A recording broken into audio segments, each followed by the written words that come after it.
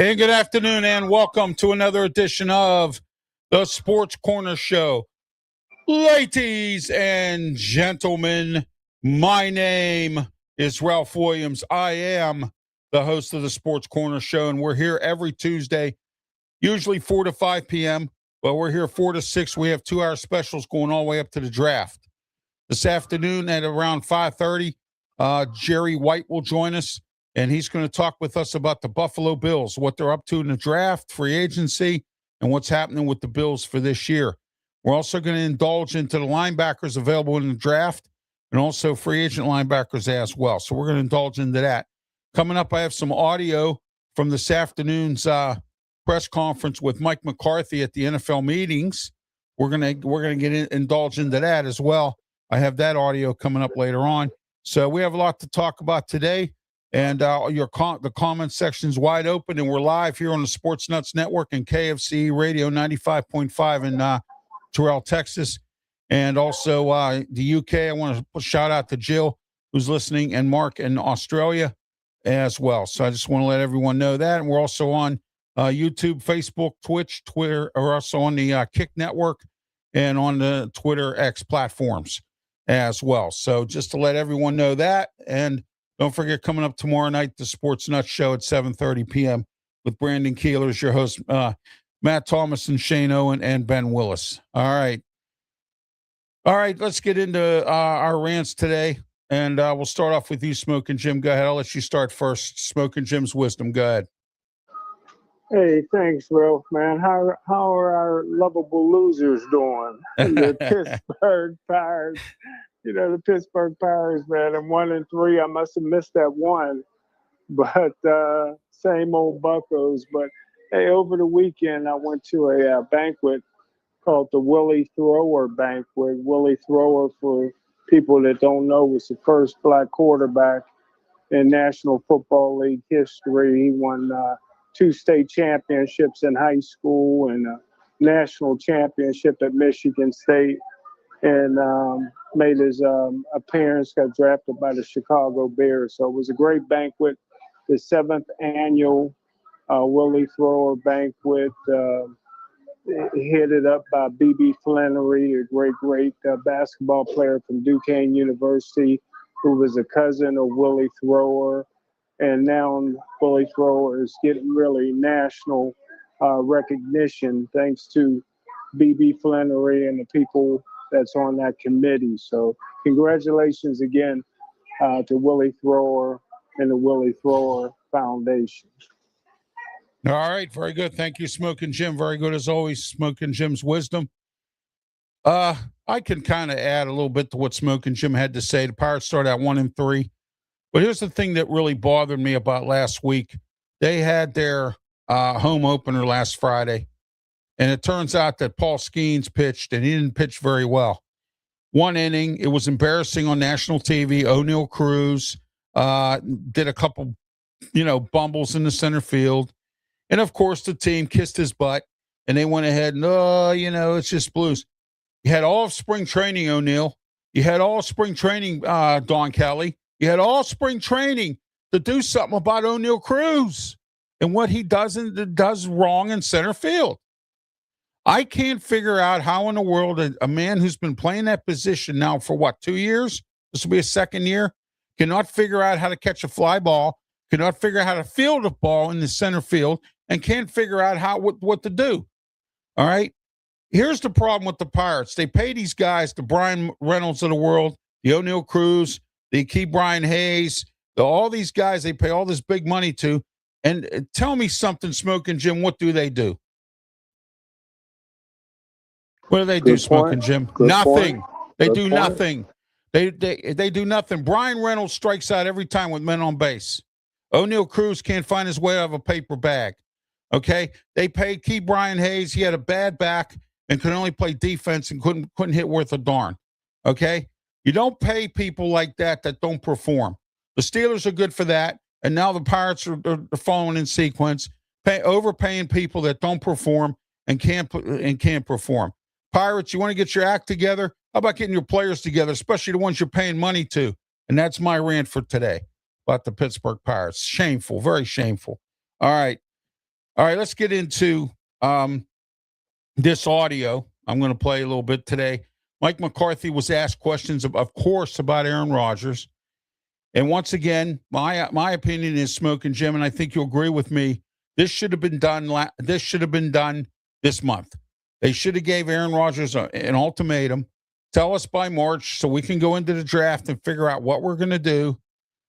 Please let us know what you're going to do. Don't stretch it out to training camp. Don't stretch it out to this. And now I'm hearing he wants $30 million. If that's the case, I'd tell Aaron Rodgers where to eat it, but that's me. All right. Your thoughts, Smokin' Jim, on this Aaron Rodgers thing. What do you think? One, I don't believe the reports that he wants $30 million. Yeah, that's probably not true, but it's out there. I think he deserves $30 million. But if he played last year for 10 or 12 million, I think 15 million is he won't go beyond that. I would give him up to the first game of the season. I don't like to rush superstars. The greatest quarterback, my favorite quarterback of all time was Brett Favre, and he used to do similar things. As long as you get a sense that he's going to play, take as long as you can. These guys they don't need mini camp. They don't need training camp.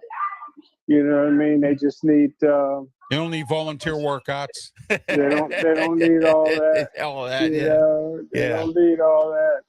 And the gunslinger will show up on game time and do his thing. But like you always say, they got to put a pretty good offensive line around him, and they haven't done that yet.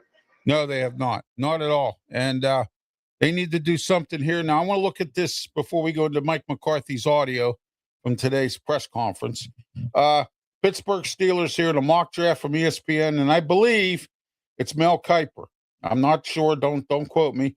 I'm not real sure, but it's an ESPN mock draft that says the Steelers are taking Caden Proctor, offensive tackle out of Alabama. Well, do we take another offensive lineman out of Alabama?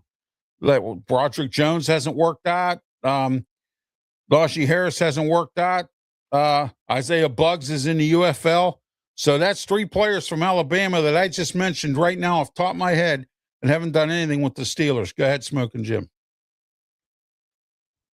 Well, obviously, maybe Mel Kiper thinks that Blake Miller from Clemson would be gone. I think he's the best swing tackle. Miller. Yes. Yeah, he's the best swing tackle in the league. I like guys with a lot of experience. Blake Miller's been a starter from day one as a freshman at Clemson. They play a high-level football down there, and I think he's a guy that can step in for you. A lot of the players at Alabama, like you said, Ralph, is sometimes they only start 1 year because of the competition. They got to wait their turn, and they're very, very raw when they come to the National Football League. You almost got to teach them everything from scratch, and most National Football League coaching staff don't have a really good offensive line coach. So I agree with you. Yeah, exactly. I mean, I don't know who this guy is that Mike McCarthy hired, but I do know he's worked with Mike McCarthy in the past. And, I hear his coaching tree is pretty good. So if Mike McCarthy's pretty confident that this guy can maybe do something with this offensive line and protect Aaron Rodgers, I think we'll be okay. All right, let's get into this audio right here that I have from today's press conference, which happened earlier today down at the NFL meetings. And Mike McCarthy, here's some of his stuff right here. Mike, I'll ask again, how's the conversation there going? Good. I was telling Bert this on the way over here. 2006 was my first time doing this, and the first question was about a veteran quarterback, whether he's going to come back or not. So it's a big deja vu. But no, it's going good. It's been very positive, and we'll just continue to talk. So we talk regularly. Were you confident then, and are you the same level of confidence now? That's a great question. it was a different tone then because I was just a youngster, and the questions, your questions were a lot more, were very polite compared to the way the questions were asked back then. So, but yeah, I'm confident. But at the end of the day, it's a personal decision. So I think we're in a good space. Mike, you were kind of alluding to this yesterday. Depending on the city you're playing, cold weather Green Bay, cold weather Pittsburgh, as opposed to warm weather Dallas, is a type of quarterback bigger, stronger, more physical type of quarterback necessary? You know what I mean? Well, I just think it's part of your preparation, and it's part of your it's part of your planning as far as what your system's going to look like. Because at the end of the day, the most important games are in December and January, and to be able to play in those games in an outdoor, it requires to play a certain way, and that was always evident in my time in Green Bay. And there's things that you do for the surface, the type of shoes you make sure your guys wear, all those little details. Those are the things that I think about, and even when we're talking about player profile. Okay, well, you're listening here to the Mike McCarthy press conference this afternoon at the NFL meetings. Here we are. The player is important in the outdoor climates, in my opinion. How similar do you anticipate your offense being in Pittsburgh to what you were doing in Green Bay, especially if Aaron does?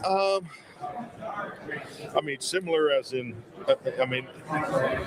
it's going to be the same offense structurally as far as the beliefs, the principles, the philosophical approach, the depth in the details.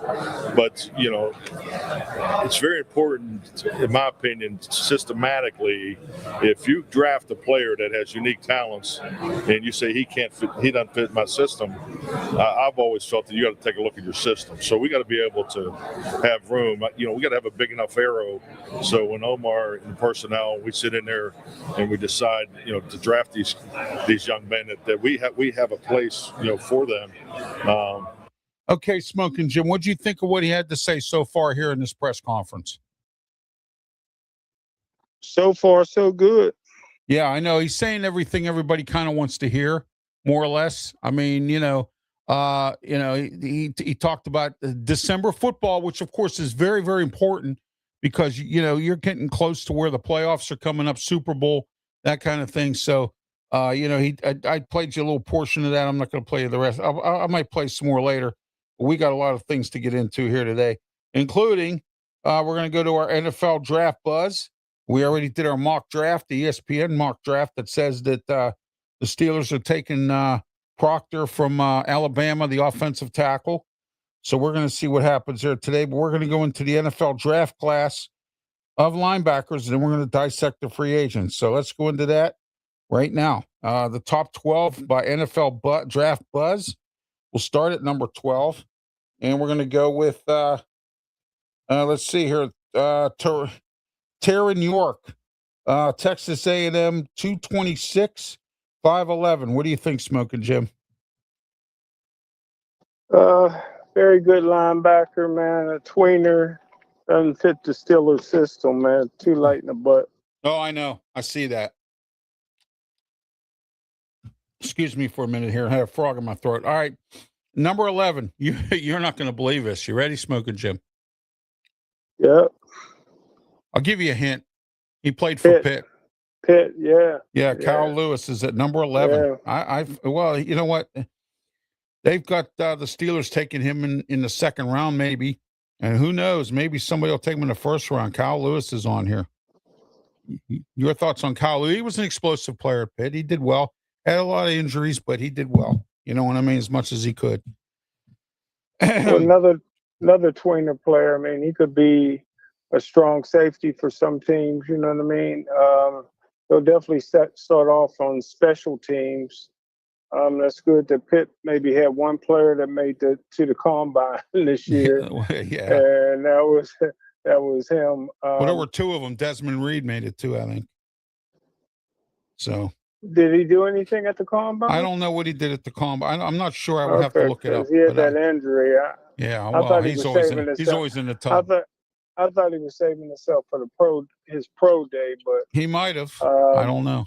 But like you said, he probably got invited, but he didn't go. I don't think. But like I said, a second round is a little bit generous for a tweener. like him, but he had a good college career. He's an explosive player. I don't know if he can make the transition to strong safety, but that's where I would play him. Yeah, I'll give you an example of a linebacker that was not a bad linebacker, plays for Tampa Bay right now, but he just came around last year, Savasier Dennis. He was a special teams player the first year. And then last year he came into play because of injuries and did pretty well. And this year I hear he's fighting for a starting job. So at least he's in contention. I talked to my friends down in Tampa, and that's what they tell me about him. Now, Kalijah Cansey, on the other hand, has been in the tub too much, Smokin' Jim. As I always say, can't help the club if you're in the tub. He's been hurt. He hasn't had a chance to really play much. He's on his rookie contract, and they're talking about either trading him or cutting him or doing something. They're going into the draft full force looking for defensive players for the line because they don't have anybody right now. They thought Kalijah Cansey was the thing down there, and he ended up kind of laying an egg. So but sometimes don't you think, Smokin' Jim, that sometimes some of these scouts overanalyze some of these players? I mean, some of them that like that. Yeah, they sure do, man. And you hit it on the head, brother. They sure do. All right, from Alabama. Thank you. I appreciate that. Dante Lawson, 226, 6'3", Alabama. What do you think of him? Too small? Yeah, for the Steelers. Okay. For a team that plays a 4-3 defense and they can keep the offensive linemen off your linebackers, he could fit somewhere, but not if he got to take on blocks. All right, Jacob Rodriguez, numbers 9, from looks like Tennessee. Tennessee. It says here, Jacob Rodriguez, 231, 6'1", 457 in the 40-yard dash. What do you think of this guy? Had a great career, a beast, man. Somebody's going to get a really good player. Well, Cincinnati got another good player in here on defense, a guy named Jake Golday. I saw him in a couple games. He's like a Jack Sawyer. If he's sitting there and I'm the Steelers, I'd take him. He's an outside linebacker. Might be a good edge rusher. 239, 6'4", ran a 4.62 in the 40. What do you think of this guy? What round would you take him if you're the Steelers? Well, he's rated number 8 in the draft, Buzz. So it depends on his rating, and I don't know. I have to see if I'm the Steelers, I wouldn't take anybody linebacker wise unless he's really good. I mean, somebody that you really think is good. If this guy's good, I don't know, maybe second, third round, maybe. If he slides, he might even get in it. It all depends on what other teams need. And then on top of that, it all depends on how desperate they are. Let's say they need a linebacker and they reach. How many times have the Steelers reached for players? How about Terrell Edmonds? How about Troy Edwards? How about that? Good point. Everybody forgets about them guys. All right, let's take a look. But anyhow, before you move on, he's worthy. He's worthy. I think he's another Jack Sawyer. Yeah. I mean, I saw him play a few times. I watched a couple Cincinnati games this year, and he looks pretty good. So we'll see. He's rated number 8. Now, I don't think the draft buzz would rate him that high if he wasn't that good. You know what I mean? So we're going to have to wait and see with him. All right, Isaiah Trotter, 237, 6'2". What do you think of him? Come from a great family, man. His dad was great. He got some brothers that were great that played in the NFL. So, I like that. I think he'll follow in his footsteps there, I think. So we'll see. With a name like that, you know what they say, with a name like Smuckers, it has to be good. So with a name like Trotter, it has to be good. So we'll see. Gabe Jackus, edge rusher, linebacker, 260. Here's my kind of guy, 6'4", from Illinois, the Fighting Illini. They have a pretty good defense. What do you think of this? Number 6. Yeah, very good. Very good. Yeah, I like his size. I mean, 6'4", 260. He's looks like another LaVon Kirkland kind of guy. I mean, Kirkland was what about 280, 300? Yeah. Yeah. Uh-huh. Yeah. kind of like that. You don't see too many of those guys, but all right. Number 5, Anthony Hill Jr. from the Texas Longhorns, 238, 6'2", 451 in the 40. What do you think? Right. He would be a great player. Oh, yeah, I think so. He's not number 5 for nothing. All right, number 4, C.J. Allen, Georgia, 230, 6'1". What do you think of him? He's a beast, man. Oh, you know this guy won't be available. I'll guarantee you he won't be available. He's rated the top linebacker in the draft, actually, but he's at number 3 here. Sonny Styles from Ohio State, 244, 6'5". Franchise player, man. Yeah, he won't be Franchise available. player. And they, I mean, if I'm drafting, he's the number 1 pick in the entire draft. That's how good he is, man. And come from a football family. His brother's going to get drafted pretty high this year as well. And, so the lineage is tremendous. His size and athletic ability and explosiveness is what you dream about. So, yeah. all right, here we go. Another one from Ohio State. Now, you know what? This doesn't surprise me because in case you don't know, Smokin' Jim, Ohio State's defensive coordinator is Matt Patricia, former New England Patriots and Detroit Lions head coach. Oh, you don't want to know the names they call him up in Detroit, do you, Smokin' Jim? Oh, my gosh. All right, his name is Arwell Reese. He's another one, 4'6" in the 40, 241, 6'4", perfect size. A little bit underweight, but not bad at 241. What do you think? Another great one. You're right, bro. Another great one, man. All right, this is Texas Tech, it looks like. Yeah, I believe it's Texas Tech here. David Bailey, 251, 6'4", 450, number 1 rated in the NFL draft buzz. What do you think of him?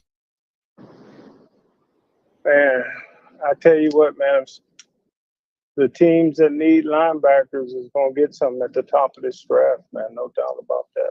All right, let's go to the lower part. Let's go from 24 down to 13, since we did the 12.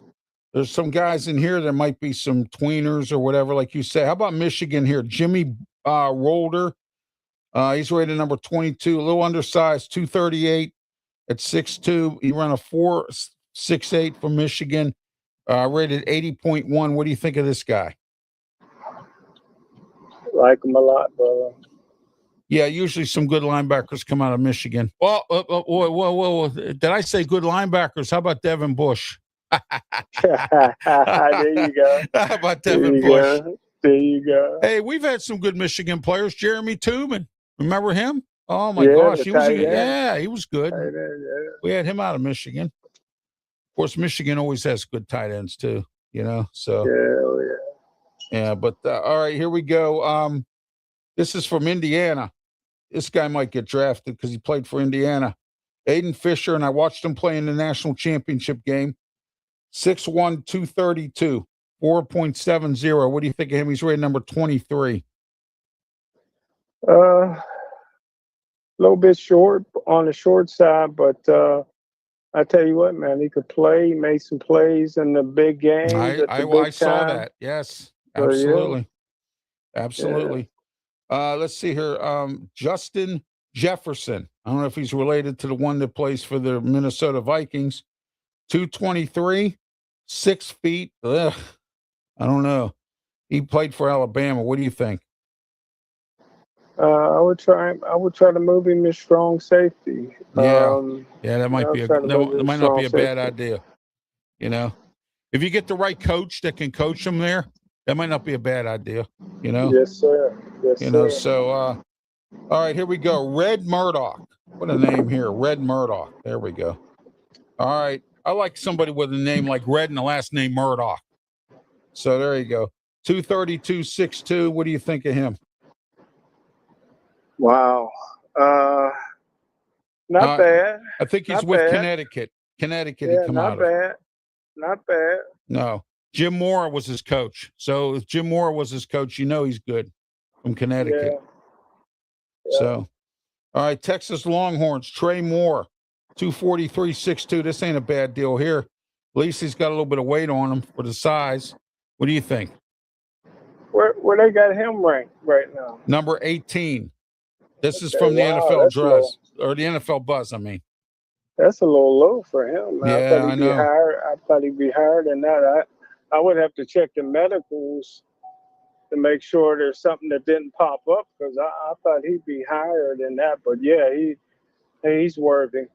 Next week, I'm going to have the ratings from some of the publications next week on some of these guys, where they stand in their mock drafts and all that stuff. So we're going to get indulged into all that. We did the ESPN one at the beginning of the show here.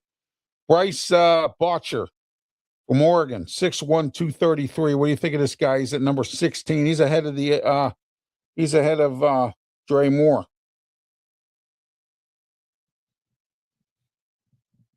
You there, Smokin, Jim? Yeah, I'm still here. Yeah. Wow. Yeah, I like him, but some of these rankings, man, is throwing me for a loop here. Yeah, I know. Here, they got number 15, linebacker edge rusher Mason Reiger from Wisconsin, 251.65. That's not a bad size for edge rusher. He's from Wisconsin. So a lot of times what they do with those guys is what some teams was probably going to do with Sawyer, is not give him a shot at linebacker, beef him up, and make him a defensive end. But I think, like Sawyer, I think this guy could play linebacker, man, given the right opportunity, man. So if I'm Pittsburgh, if he's sitting there in the second round or something, I'd take him. You know? Yeah. Yeah. Mm-hmm. Yeah. There's going to be a bunch of guys, everybody, in the draft that might not be on the Steelers board, but if they're there and the Steelers like them and they go, wait a minute, this guy's still here. We didn't think we could get him. Let's go. Right. You know? I mean, that's exactly what happens. It happens every draft. I mean, you know. So, hey, look, the Steelers drafted Bubby Brister, remember? We didn't expect that. Yes, true. All right. Brian Pettit from Outlaw Media says, good afternoon. Good afternoon, Brian. Thank you. Also, my co-host on the Saturday Sports Show. So, all right. Let's see who we got here. LaShawn Barham, 246.4, edge rusher from Michigan. What do you think of him? I like him. Yeah, they got him at number 13 in this draft, in this list here. So, all right, let's go into NFL.com and let's see what they have, who they have rated what in what area here. Now, Lance Zerling has a, let's see here. Let me see what he has. Okay, his top players for number one, Lance Zerling from the NFL Network, Smokin' Jim. His top players are Arwell Reese, David Bailey, Reuben Bain Jr., and Miami product Akeem Masseter and Zion Young. Those are his top ones. And Malachi Lawrence he has as well. Okay? Okay. So that's his number ones, all right, for this draft. The Read Optional has the following here for their assessment. All right, they have, this is part 2. I don't have part 1, but they have a part 2 here of something. ESPN. All right, let's go into, of course, we got Mel Kiper here. Got to put his 2 cents in it. Let's see here. All right, here, top 15 linebackers in the draft. No, we're not going to go into that. All right, let's go into, all right, let's look at our Instagram here. NFL draft tops, and this is from We Are Drafting. They have Sonny Styles at number 1, Smokin' Jim, and we just talked about Sonny Styles. Okay, let's see who we have here on the chat line. IBAT says hello. How are you? How you doing there? What's this? IFAT? How you doing there? IFAT? He says hello back. All right. Anthony Hill at number 2 says We Are Drafting. Jacob Rodriguez at number 3. C.J. Allen at number 4. At number 10, they have Bryce Bollinger from Oregon. And then I forgot about this TCU guy here, Smoking Jim, K.M. Alarms Orr from TCU. I watched him play a couple games. He's not a bad player. What do you think of him? You know, I like linebackers, brother. Yeah. So, yeah. Yeah. Yeah, there might be some of these guys available because some of these teams might not be looking for a linebacker. But if the Steelers see something here, I think they're going to take some of these guys. You know, it wouldn't hurt because if they can get a good guy and get maybe another free agent, I think we'll see the end of Highsmith. I think Highsmith will be out, and we need to get Herbeck in there. And I think somebody has to go, Smoking Jim. I'm sorry. Some of these salaries, do nothings and not performing up to par. Have to go. I mean, I'm sorry, and we'll see here. Teron York from Texas A&M. He's at number 6. Number 7's Kyle Lewis. Jake Goday, the one I like from Cincy, he's at number 8. And then at number 5 is Josiah Trader. And then he has at number 1 Sonny Styles, Anthony Hill, Jacob Rodriguez, and C.J. Allen, the top 4. And that's from Instagram, and we are drafting. Okay. So that's from that publication right there. So just to let you know. All right, let's get into free agent linebackers available in the draft. Let's take a look at that. All right, folks, we're going to play some more of this.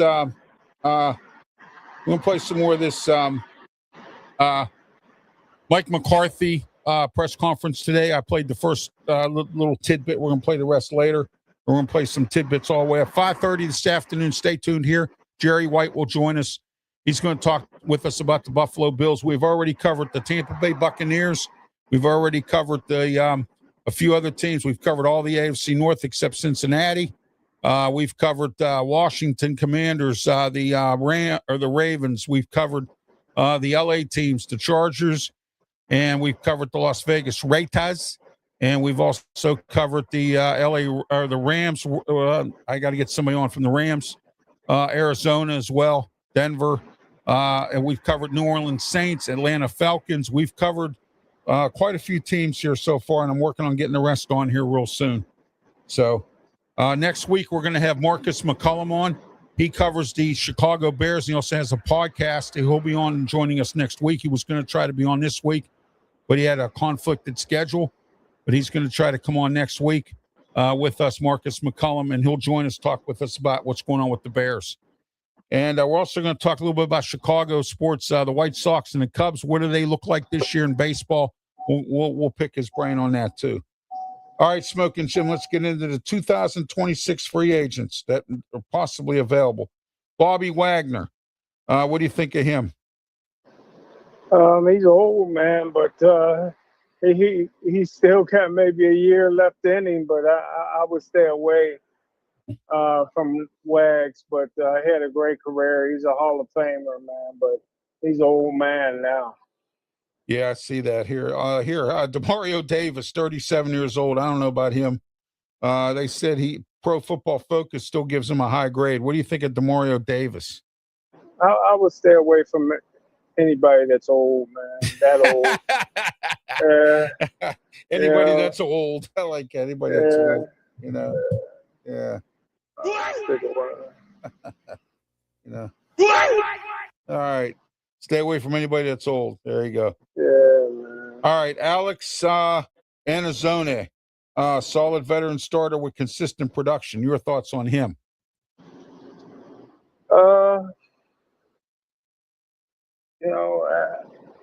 I don't remember seeing him play last year. Who did he play for last season? Hold on. It's not listed here. Hold on. Okay. I can find out, though.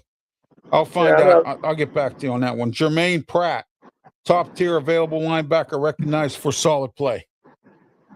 Yeah, Pratt's a good one. But again, we're talking about a team like the Steelers who were looking to weed out some of the linebackers because we got too many. We're not looking to add to that room, Yeah. I'm frustrated too with Patrick Queen. I mean, he was kind of up and down last year, and they overpaid to get him in here. And there's a lot of, like I said, overpaid guys on the team. That and that's why I like Mike McCarthy's hire, because Mike McCarthy won't put up with that. You know what I mean? You know. So we'll see. All right, here we go. I'll tell you who Alex plays for. Oh, he got long hair. I love it. He plays for the Detroit Lions. I think he went to another team, I think, already. Okay, yeah, I Yeah. do remember him now. Yeah, he went to another team, I think, but I know as of right now, from what I'm reading here, he plays for the Lions. So, all right, Jermaine Pratt. We already went over him. Matt Milano. Here we go. Claudio's linebacker, Matt Milano. Anybody that's an Italian, quality coverage linebacker, returning to the market. So, yeah, we like him. Alex Singleton, experienced run stopper. There we go. We need somebody to stop the run. Yeah. The Steelers need somebody to stop the run. There you go. All right. And then, guess who's on this list, Smokin' Jim? And I don't think he's been signed yet. You ready? Yeah. Take a guess. Come on.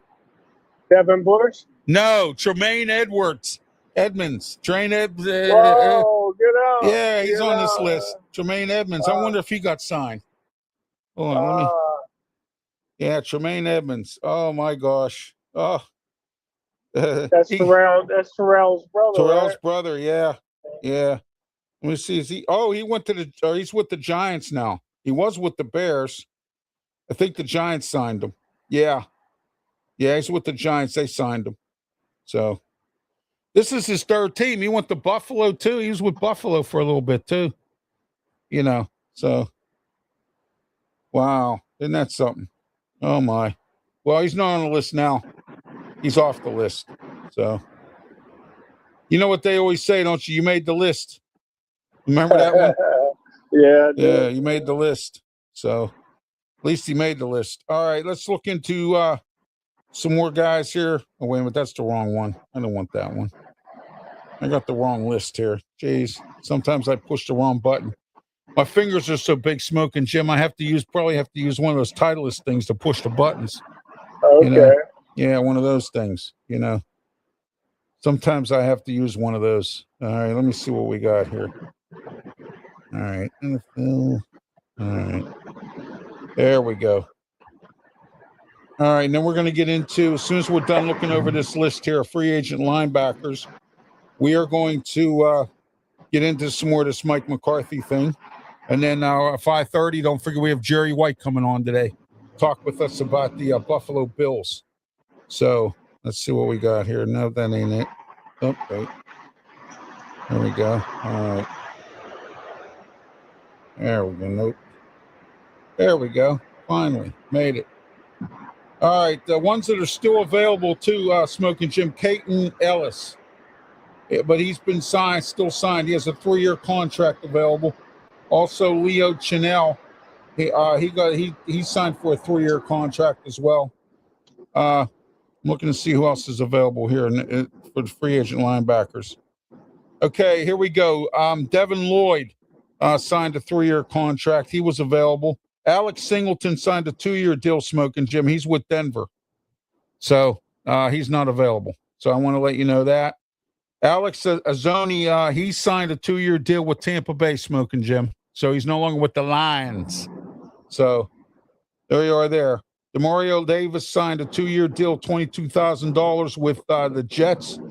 Leo Chanel signed with the Redskins. Caden Ellis signed with the Saints. Tremaine Edwards, as I said, signed with the Giants, Smokin' Jim. So there you are, Tremaine Edwards.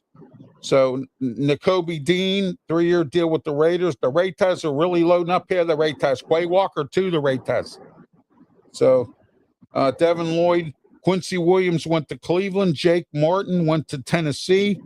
Jack Gibbons went to Arizona. Trey Greenlaw went to San Francisco, a 1-year contract. 2-year deal, Luke Gifford.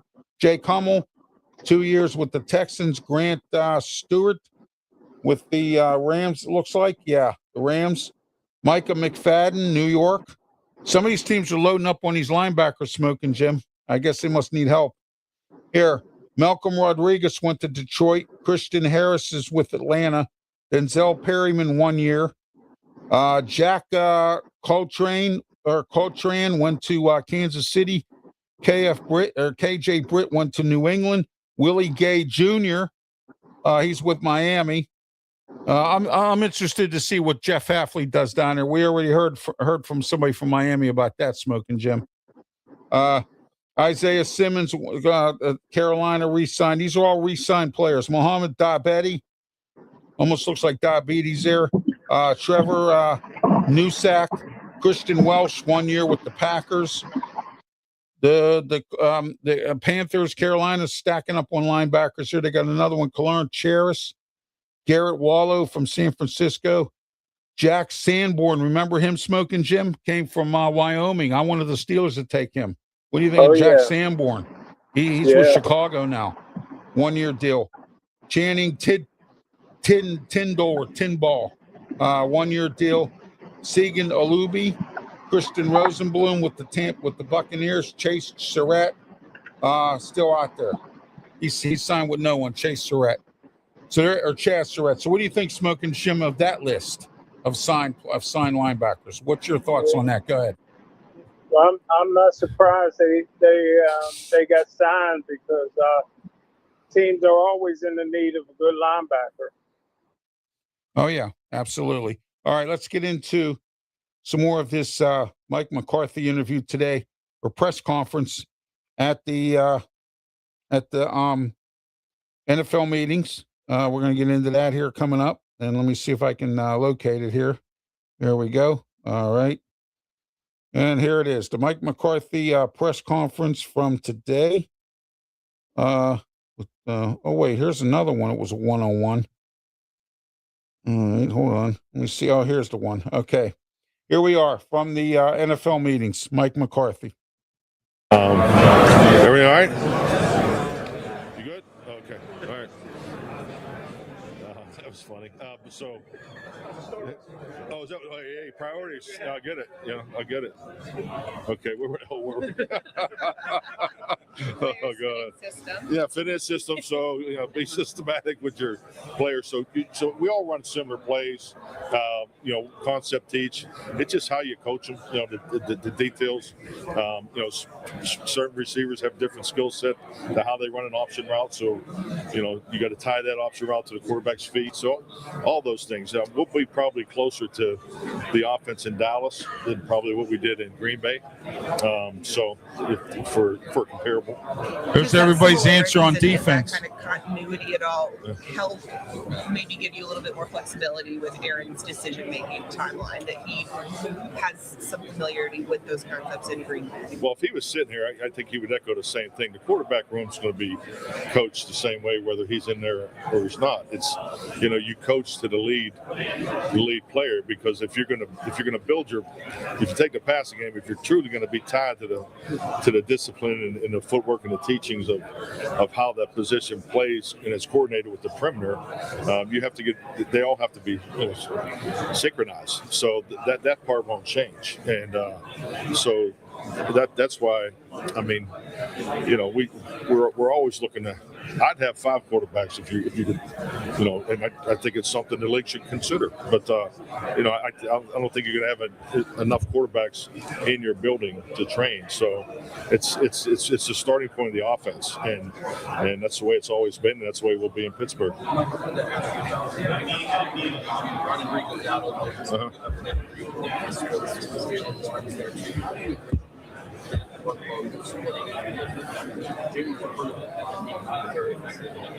Oh, definitely. I love the fact that their play styles emulate each other. So that's what I was real excited about with Rico.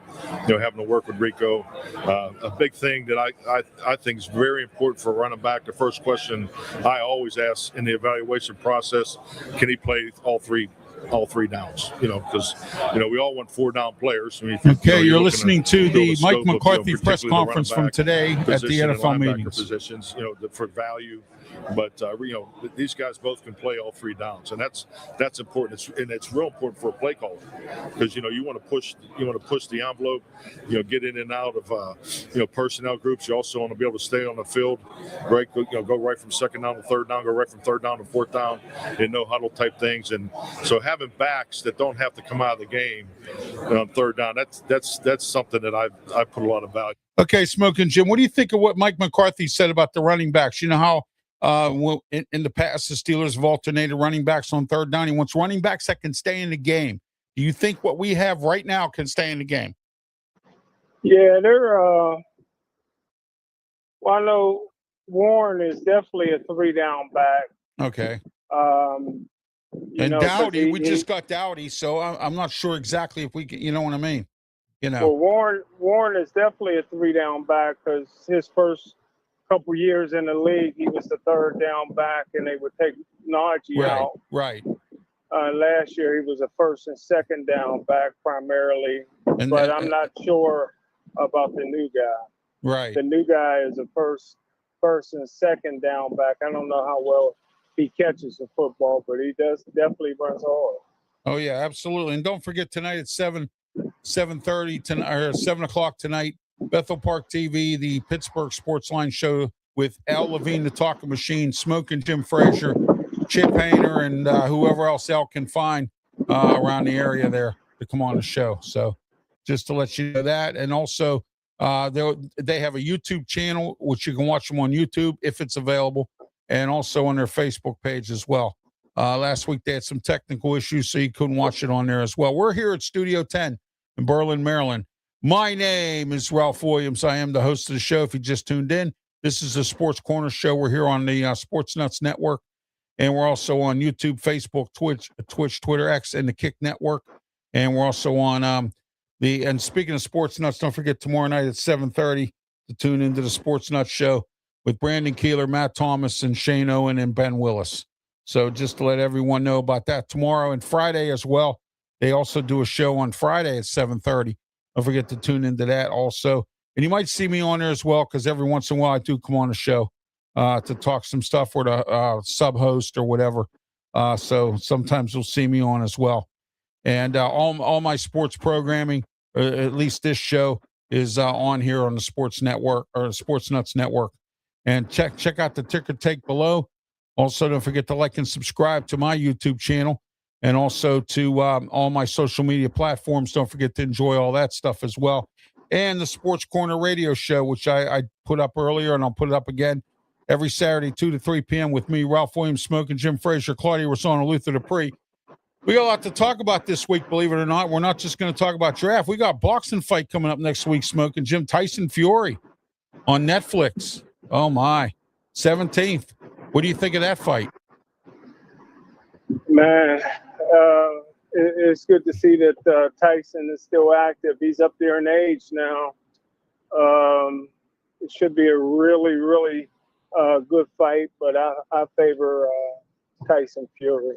Yeah, I'm going to – well, it's on Netflix. I got Netflix, so now I can watch it for free. As long as it's on Netflix, man, it's mine, so – and we're going to talk about that fight, and I'm going to let you guys do your little I'm going to let you guys do your boxing authorities thing and on the show. And also we have Joe Kuglis coming on for the first 2 segments. He's going to be on to talk with us about the draft. He covers he's with a company called Draft Nation, and Draft Nation has a new facility where they are going to have their draft show. It'll be at the Sahara or the Seneca Club out there in North Versailles.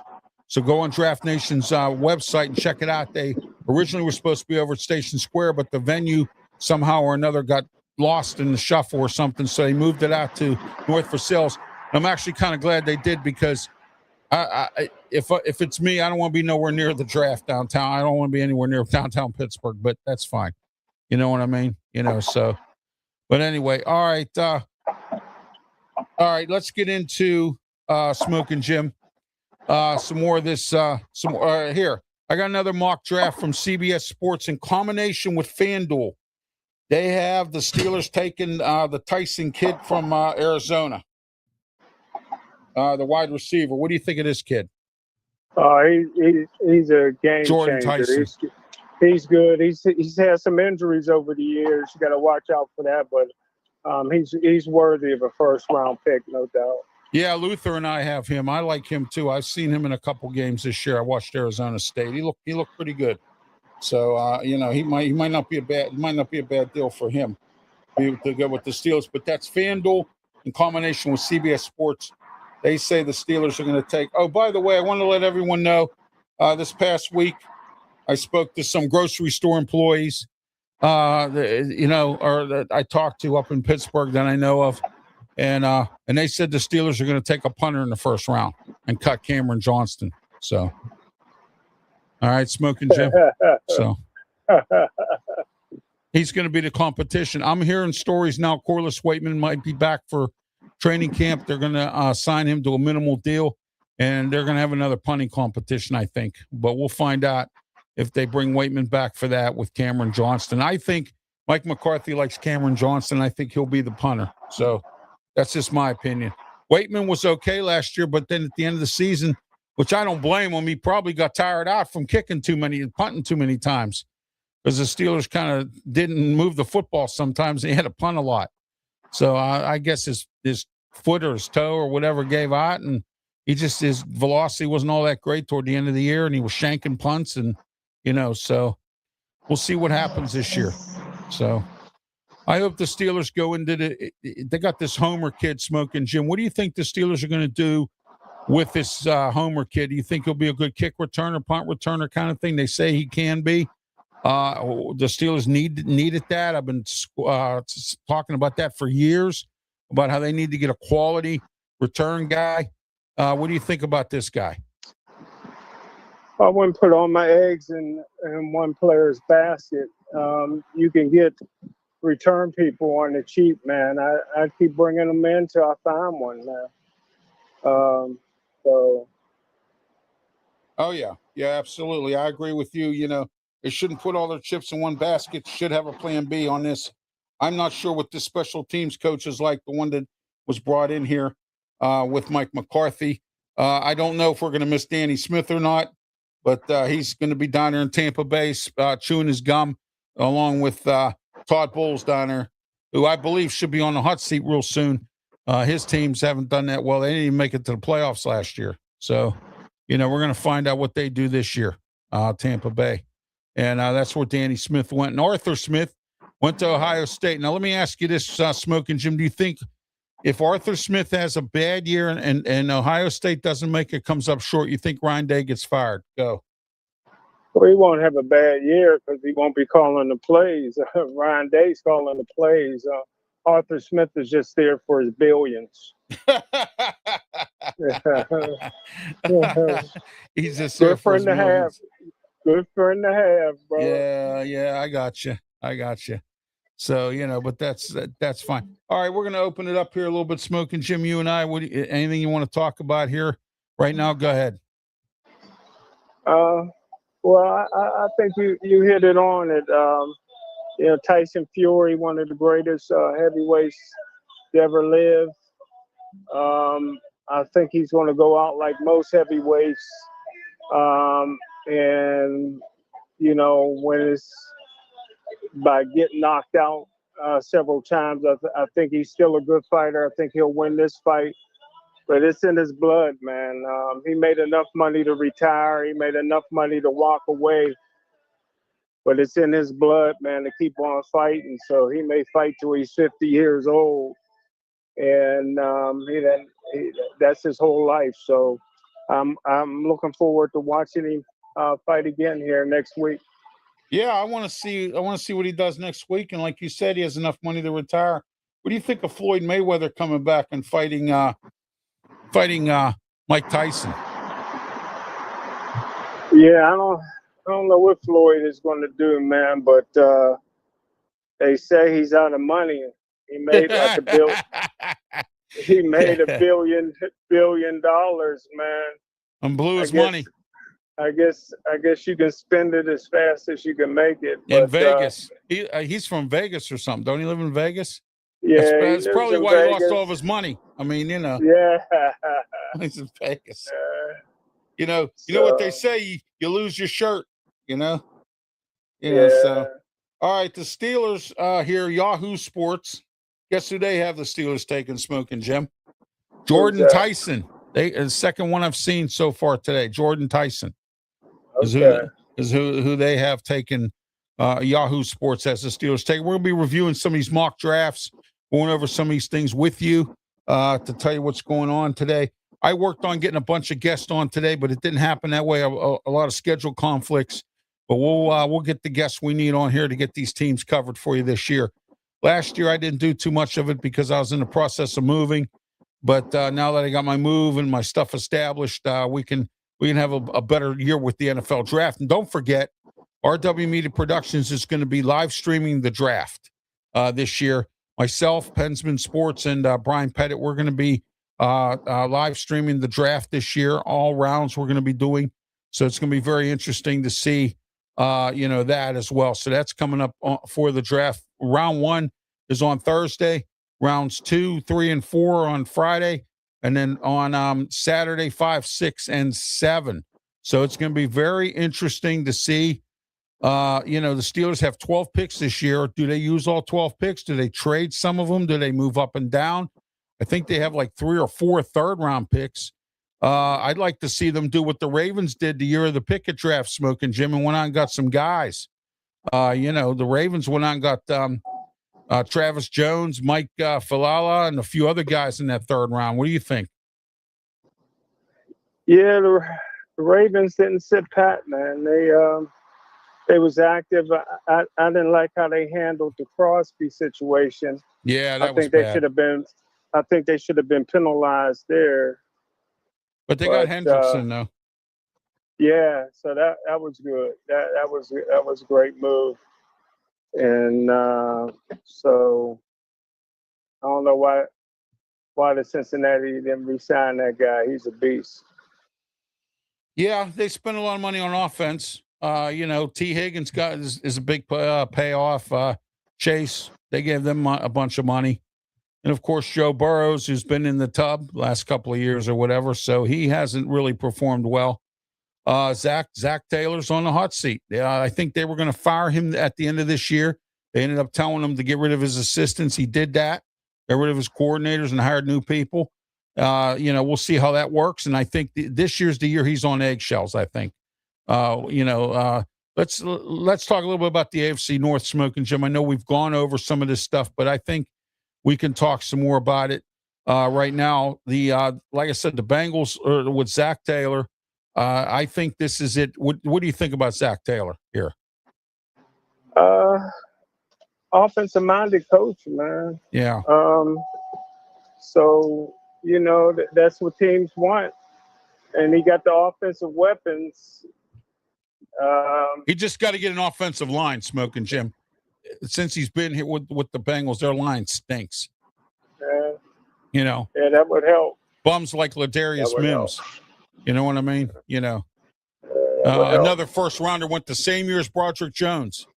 Yeah. Here we go. Another bum. Yes, sir. So, yes, sir. But how about the Cleveland Browns, Todd Monken? What do you think he'll do there?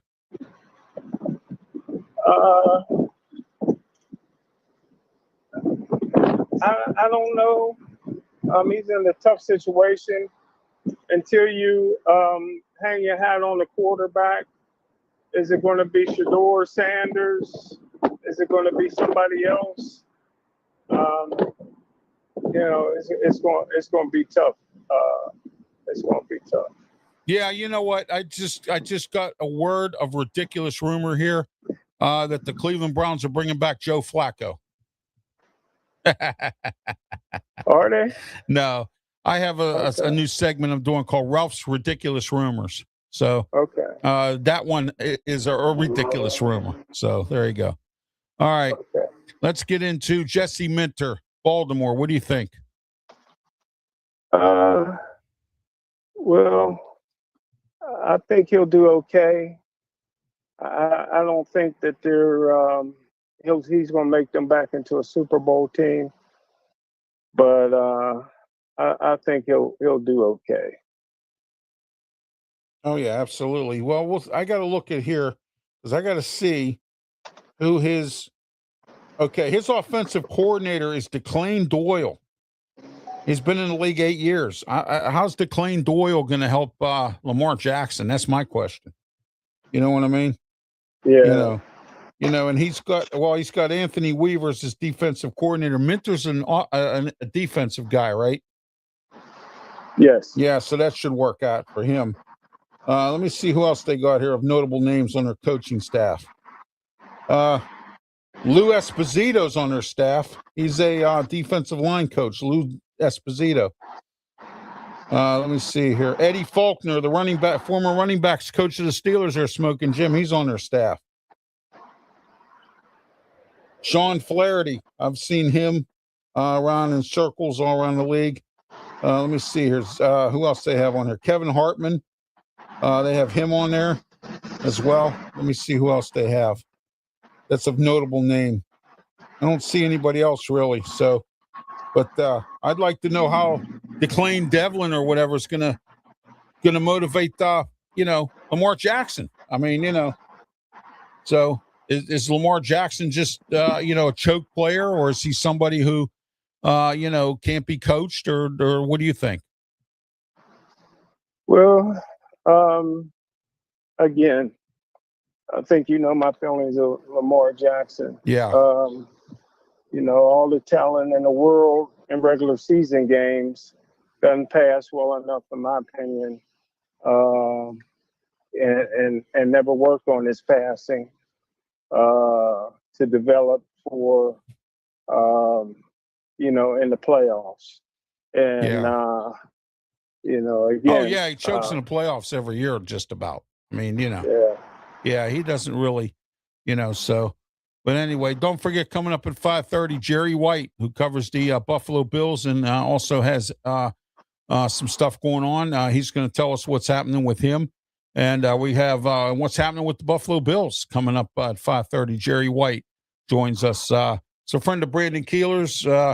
So anyone that's a friend of Brandon Keeler's is a friend of this show, and is welcome on here anytime. So Marcus McCullum next week, talk about the Bears. We have him coming on. And I'm working on getting a guy come on to talk about Green Bay and Minnesota and a few of these other teams. So I'm working on some of that as we go. So just to let everyone know, we still have some time yet. The draft's not till late April, and I know we're into April now. So we got about 3-4 weeks, and I can start getting some of these guys on here. And we also are going to try to have guys on. I think this week we're going to get Ray Cruz back on. He said last week he had something came up with an emergency in his family. Ray Cruz is going to be back with us this Saturday to talk about the Jacksonville Jaguars. Is Liam Cohen going to have sophomore blues? Freshman coach this year, took Jacksonville to the playoffs, has some good talent. Got Trevor Lawrence going again. He had Travis Hunter. So Jacksonville didn't look too bad this year.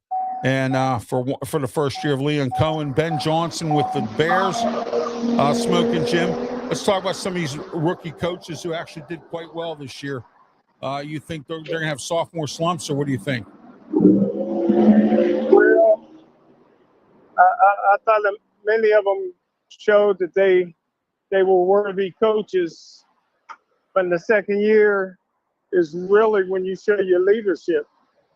And let's see how well that they show that they're a leader. The first year is new, everybody's excited. Now a true leader continues that in year 2. Oh yeah, absolutely. All right, we're on Facebook here. As well. Don't forget our Facebook page. We need your comments going, for that. So just to let everyone know. And also don't forget, we're also on Twitter X. We're live on Twitter X platform. We're on live on the Sports Nuts Network as well.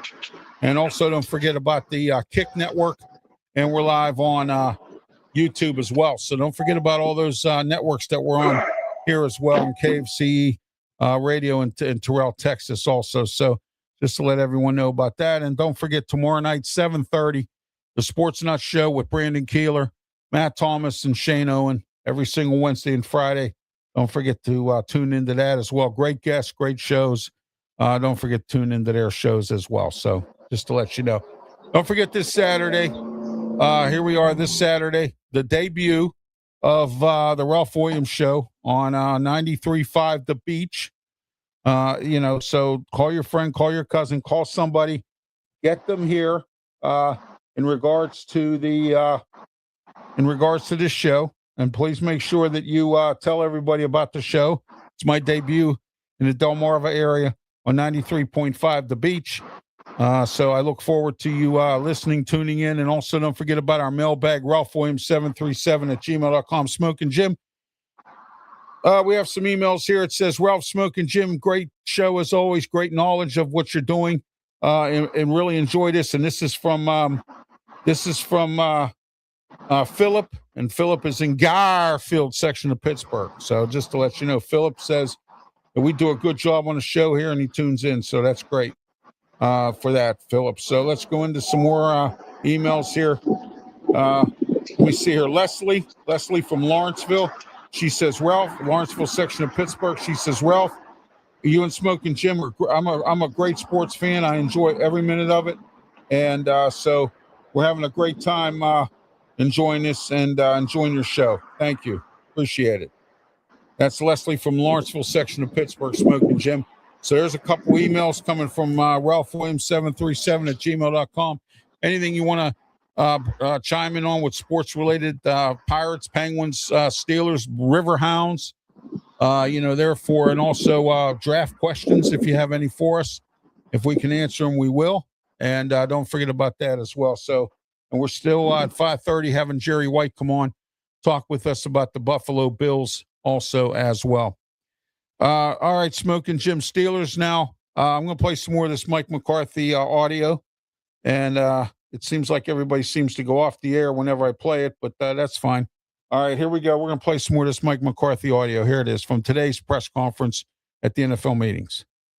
And I feel that we got two guys we can just go play tomorrow with, and I'm excited about those guys. Like you saw the second ball first at safety. Now you got three guys at safety. How does that affect you? How did you see the versatility of all three guys? Yeah, we're staying right down the same path. We're talking about player flexibility. It's really the first conversation I had with Jalen. Looking at our defense from the offensive perspective, whether you're a pass rusher or a dynamic, secondary player, if you can line up at safety, nickel, dime, and jump out the corner in a matchup situation, there's tremendous value in that. So, and that's why, Brisker, the ability to play multiple positions, and it's going to be the same way in the draft. We're having these same conversations because 17 games is real. 16 games is a long season. You remember when we went from 14 to 16.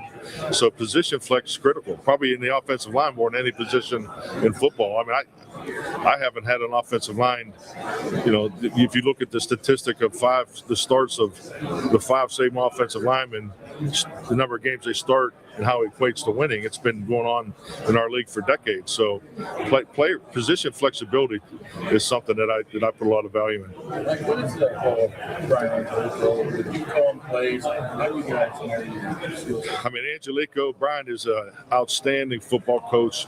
He's the offensive coordinator. Coordinating is probably the toughest job in the NFL. I think going along with the play calling. So to have someone that's like Brian that I'm aligned with, we worked together before. He's got a ton of experience. He's a great teacher. He's a glue guy. His knowledge base is as high as anybody you'd sit down and talk football with. He's been in different systems. So, I mean, he'll do the everyday coordinator things, and I'll do it alongside with him because we have to be connected. So we spend a lot of time, we spend a lot of time talking after the fact, because he needs to keep. For instance, what I'm saying is we have a meeting schedule that's set, and then we start at 7:30, and the meeting goes, well, I may get pulled out of there, so my ability to jump in and out of there, he has to be able to keep going. So I've done this before, and so that's the way it works. And just to think that for me to have the confidence I have in him in year one shows what I think of him, because normally that's something you evolve to. Okay. Smokin' Jim, your thoughts on what Mike McCarthy had to say there about his relationship with his offensive coordinator. Go ahead. Very good. I know he's not the most interesting speaker, but if you really listen to him, man, he gives you a lot of good nuggets and facts. He'll let you know. Yeah, The exactly. way That's it what is. I So like I about enjoy him. it. That's what I like about him. Hey, let me ask you a question. Do you think Mike Tomlin's going to make you wrong and take a broadcasting job? I heard he went out and hired a agent to find him a broadcasting job. Is he? Do you think he'll go into broadcasting, or do you think that's just a smoke screen, or what do you think? Well, he didn't just hire any agent. He hired John Madden's old Yeah. agent. So it looked like I'm going to be wrong. Yeah. It looked like I'm Yeah. going to be wrong. Yeah, Mike Tomlin lied to you for the first time. Yeah. He said he'll never do broadcasting, but you know what? Yeah. Never say never. And That's what you said. You did say that. yeah, never say never. You never know. I mean, I didn't think I'd be doing this or be back on the radio again, and I am. And also, don't forget, coming up real soon here, I have to put the pencil to the contract or the pen to the contract. I have the contract coming up soon, probably in May.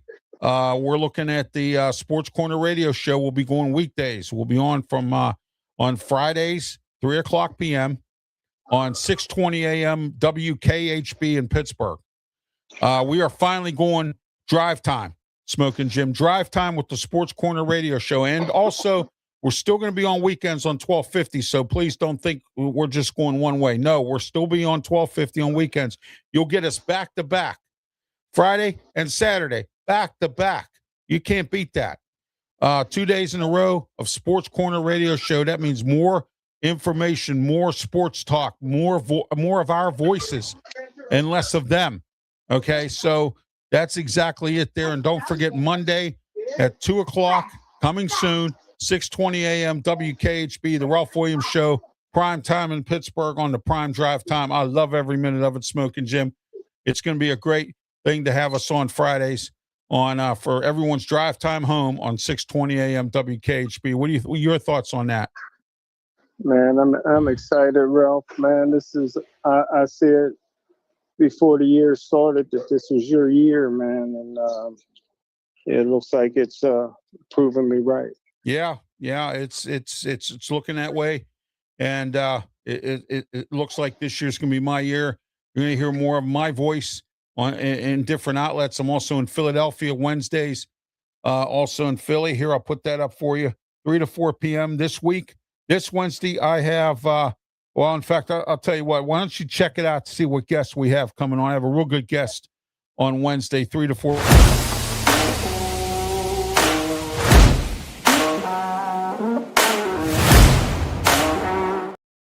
And then the same guest will be on my Saturday morning show, 8 a.m. to 9 a.m. on 1250 The Answer, 92.5 on the FM dial. But before that, my new show will be on Saturday at 7 o'clock in the morning till 8 a.m. on the 93.5 The Beach, 50,000 watts power in Delmarva area. So don't forget to tune into the Ralph Williams Show. And then right afterwards, 8 a.m. to 9 a.m. on 1250 The Answer.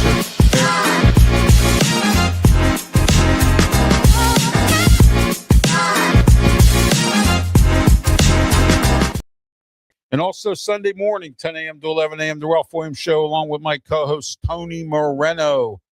And Tony and I will be on Sunday, 10 a.m. to 11 a.m. on 1250 a.m. The Answer, just to let you know that as well. And don't forget, every Tuesday, tune in here to the Sports Corner Show. We're here live on the Sports Nuts Network, YouTube, Facebook, and also on Twitter, X, and the Kick Network and Twitch.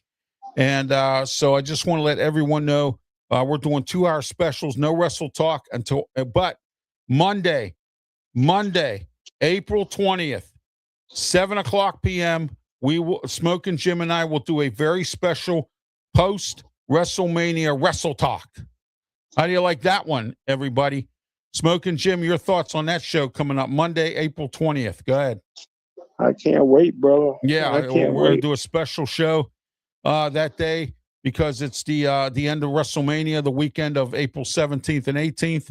And so I don't want to keep everybody waiting until after the draft because then they're going to be like, oh, we got nothing to talk about. No, wrestling business, we always have something to talk about. So Wrestle Talk will be back right after the draft.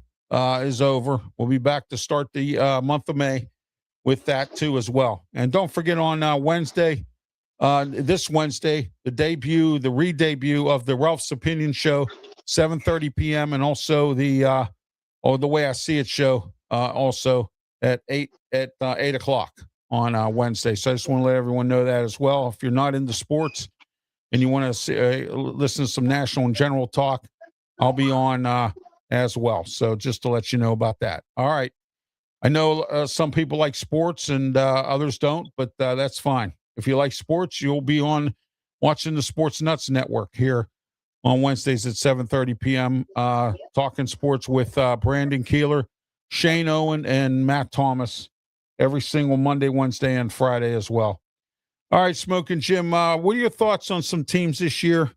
Some of the teams that really had a rough year: Cleveland, Arizona, of course, the New York Jets, the Saints. Some of these teams that had a rough year this year. Do you think they can pick it up in the next year or two? What do you think? Yeah, I think so. I do.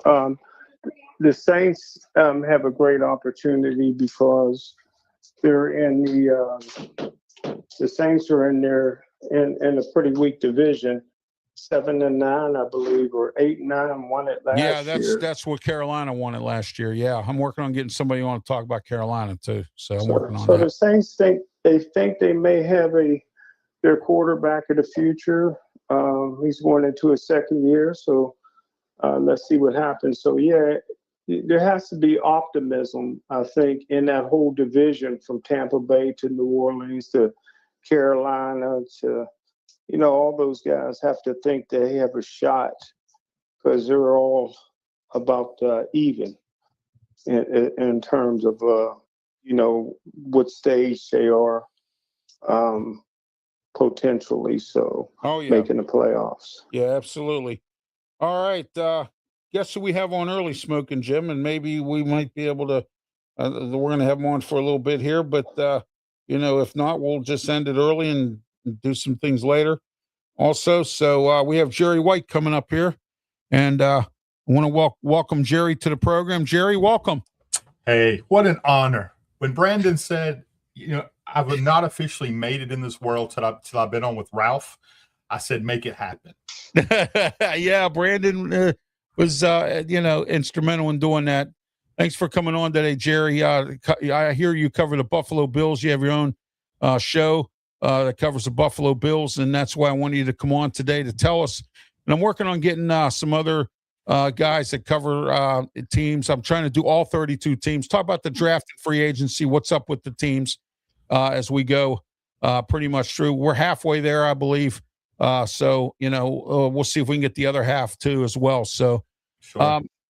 Say hello to my co-host by phone, Smokin' Jim Frazier. Say hello to Jerry White there, Smokin' Jim. Hey, Jerry, what's going on, buddy? The dynamic duo. That's it. We're on the Sports Nuts Network too, so that's even more dynamic. That's the best thing in the world, man. It's great to be here. That's a good group for sure. Yes, it is. Very good group of guys. Absolutely. And I've been filling in for Brandon and helping him out a little bit. So it's always a pleasure to do that as well. So Jerry, let me ask you what's going on with the Buffalo Bills. Where are they looking to draft? They moved up Joe Brady from their offensive coordinator to head coach. Is he deserving of that job? Do you think that they could have went out and got somebody better, or do you think Joe Brady's the man? No, I was, as a Buffalo Bill fan, I was extremely excited. I'm going over the list of names, but this guy can just coach. I think he was the offensive coordinator for this hurts me to say, being a Notre Dame fan. Yes. But I think he was the OC for the best college football team ever assembled in that 2019 LSU team. And how he communicates with his players, it's a different aura in the locker room from what I'm being told. I was listening to the best Buffalo Bill podcast out there, period, is the Locked On. Joe Marino is by far the best I know.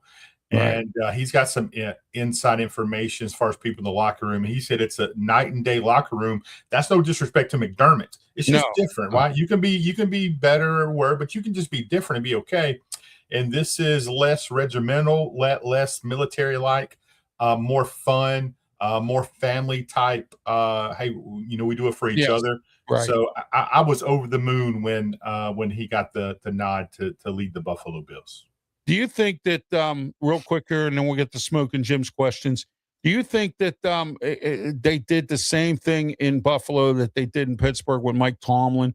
They kind of said, "Look, the voices may be getting old. It's time to move on." And I know McDermott tried to get to the Super Bowl. Mike Tomlin did everything he could to try to get to the Super Bowl or whatever, and didn't get there. Yeah.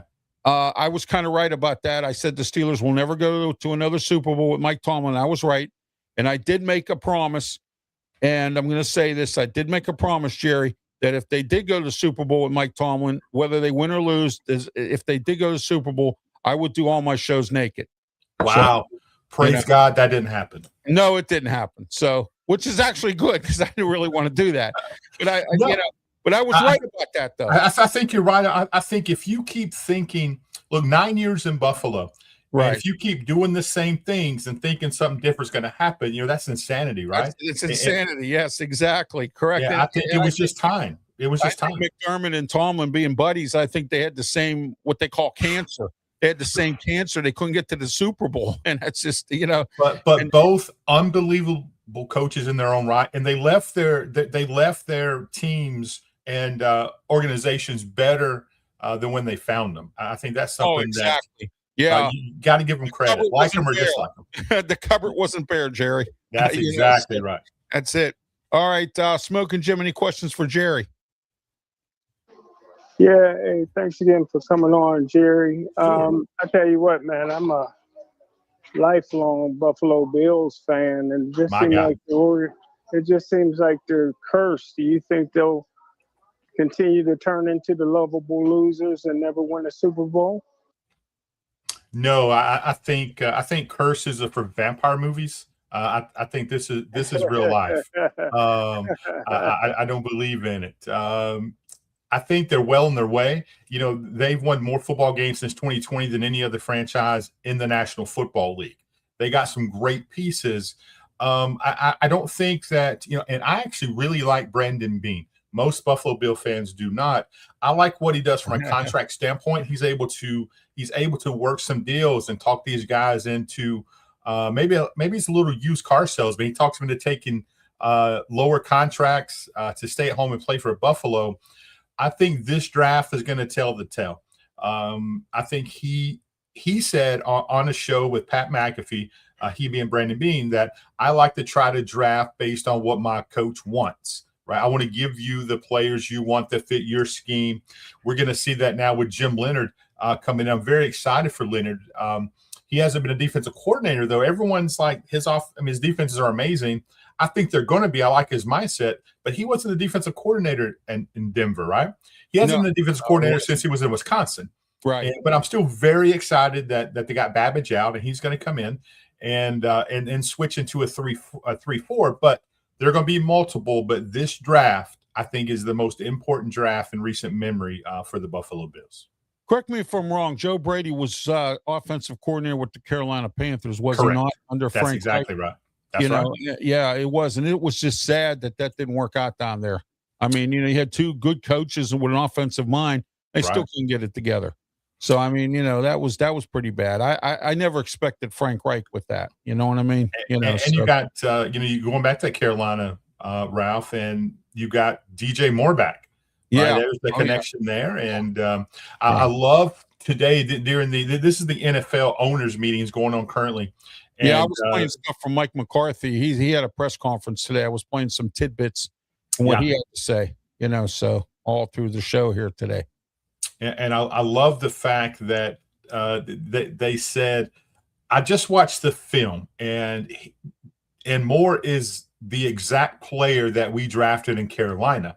Just because his numbers were worse this past year in Chicago, he wasn't getting the reps, wasn't getting they really you got Odunze and you got all these other people that they were getting the ball to. So his production may have dropped. But I think that was intentional. I don't think his skill set has dropped 1 ounce. And maybe it wasn't the system with Ben Johnson too. I mean, you have to think about that, Jerry. Sometimes it evolves around the system. Okay. This year, Jonnu Smith played for the Steelers. The system stunk. He really didn't get to play, I guess, the time he needed. We had Pat Freiermuth. We were trying to get the ball to Darnell Washington. And then on top of that, you had, so he was kind of like, that trade we made with the Minkah Fitzpatrick trade, that kind of thing. We got Jalen Ramsey. But again, sometimes you can fall, because of the system or the coach. I mean, Ben Johnson, I don't know why he didn't use DJ Moore as much. Maybe Cleve Williams maybe was double teamed. I don't know. But, I think it just wasn't his guy, Ralph. I think when he come in, he drafted his guy. It just wasn't his person. Yeah. There might not be no chemistry there, but I'm glad he's back with Carolina. Bryce Young will have somebody to throw to. And if I know Dave Canellis, he'll have something cooking for him. So, I mean, Dave Canellis is a very good offensive mind. Look what he did with Baker Mayfield down in Tampa. Sure. And, who's having a better second half of their career than Baker Mayfield? He's been through a coordinator every year. Yeah, they lost Liam Cohen. And now they got Zach Robinson down there, who was just with Atlanta, worked under Raheem Morris. Right. And he was a quarterback's coach and some kind of pass game coordinator with the LA Rams for a long time. And the Steelers actually interviewed him before they hired Arthur Smith. Right. Excuse me. I read that. No, I read that for sure. Sorry about that. Every time I say that name, I understand. So I understand. Well, I think what DJ Moore adds to this Buffalo Bill roster is he wins at all three levels, and not every receiver can do that. So he can certainly, he goes up, he has separation, he gets to the third level. He can be a screen guy. He's not afraid to go across the middle. He's a big body guy. But when you got Josh Allen, Captain America, doing what he does, and James Cook, who led the league in rushing last year, then you throw DJ Moore, Khalil Shakir. I think Palmer's going to have a much better year. He was hurt, and he got hurt in the Atlanta game. And if we can keep Kincaid healthy between him and Knox and Jackson Halls, who no one talks about, the rookie, probably the best draft pick from last year for Buffalo, who's really – I apologize. I thought DJ Moore was with Carolina. He's with the Buffalo Bills. I'm sorry. Yeah. They traded the second-round draft pick for him, and that's kind of the I'm excited because Josh Allen got somebody to throw to now. Josh Allen got somebody to throw. Exactly right. Yeah. And Joe Brady, I think, will come up with a really good offensive scheme for him. No question. No question. Smokin' Jim, you have any more questions for Jerry? Anything you want to add? No, I'm enjoying the conversation, brother. All right. Well, you have low expectations then. You're enjoying this. Jerry, how's the new ball or the new stadium coming along? What's going on with that? Unbelievable. It is sensational. I love the fact that it's going to be natural grass, right? And being a Buffalo fan, I'm also excited that they did not go with a dome. Football is meant to be played outside. A lot of teams are going to dome way because you can use it as, like Smokin' Jim has said many times, you can use it as a multi-purpose facility. I mean, you could have 40,000 seat concerts in there year round. I mean, and stuff like that. And also like that, it's actually going to be artificial turf on the sideline. So where the players are all the time and the coaches and trainers, all that's artificial turf. And now they got, because part of the lure of being a Bills fan is the weather. That's kind of like the 12th man in Buffalo, right? You got the weather there at Orchard Park. There's my man, Brandon. Brandon checking in. Yeah, there he is. Man, look at him. There he is. That brother, he's going to be the bonding man when he's finished. He said he's your brother from another mother. That's There's what he no told question. Me. That's my guy, man. I got a few of those in my lifetime. I got Smokin' Jim's my brother from another mother. There you go. Heck yeah, I love that. But the new facility is going to be incredible. It's long overdue. And Super Bowl in year one, hey, I'm here for it. Oh, yeah, absolutely. Yeah, are we talking draft? No, we can talk draft. What's the Bills up to? What are they? What are they looking at? That's a loaded question. Do they have a lot of needs, Jerry? That's my question. No, you're absolutely right. It's a large need, but I think we're in more need of some bodies than we are superstars, right? Because I don't think we're that far around. I mean, I don't think they're that far away. So if you're asking me what I would do, I would trade down. I would utilize, hey, someone's got to come up. And I think Arizona could possibly come up and get a quarterback, get Ty Simpson out of Alabama at that 26 spot. I think that's a good spot right there. And if you trade back and we need a couple more picks, because one pick's not going to do it for us. We're looking at our roster. We are really thin at nose tackle. We got last year's 4th-round pick out of Kentucky, Deion Walker, who had a pretty good season for us as a rookie. The cupboard's bare behind him. We don't even have a backup at this point. Wow. So that is a need. But my favorite person in this draft for Buffalo is actually Casey Concepcion. I love what he does. All 3 levels. He is absolutely sensational with the ball in his hands. He does have some drops issue, but those drops seem to be concentration. And if you're getting paid millions of dollars, that would earn my concentration, right? I think I can learn to catch a football. That's my full-time job. But we also need linebacker. We also need edge help. So there's a lot of needs. So I was looking around, and there's some players on the big board. I don't know if you guys have done you wasn't part of Brandon's draft the other night, right? No, I was not. I wasn't on the show. No. That's hurtful, Brandon. How do you not get my guy on your show for that? No, I don't know. Well, I'm going to file a grievance against Brandon for not having yeah, you do. Yeah, but I enjoyed it. Hey, I wasn't on it either, but I paid attention to it and watched it. So when it comes down to me, there's a couple different options that I'm a fan of. And when you're looking at draft, and if we're going to be realistic with some names that could be there in the 2nd round, say we drop back, players names like Denzel Boston, the big wide receiver out of Washington. He's a big body. Some mock drafts, Jerry, have the Steelers taking him. But no, he's a big body guy, and that gives the Steelers, kind of a perfect duo down there with your other guy who I won't mention. Yeah, we have DK Metcalf, and now we have Michael Pittman from the unbelievable pickup, by the way. I'm a huge Pittman fan, but if you look at the red zone target that Boston could turn into, but if you want to look at safety help, and we need safety help, Emmanuel McNeil-Warren, he offers the flexibility. Speaking of that, I just have it right here because I was going into some mock drafts to see what they were saying. Yahoo Sports has the Buffalo Bills taking that safety from Toledo, and Toledo in the last few years has come out with some good backfield people. No question. Backfield. They've had a couple corners that have gone in the 1st round or 2nd round. Very well coached. Yes. Very well coached there. Yeah.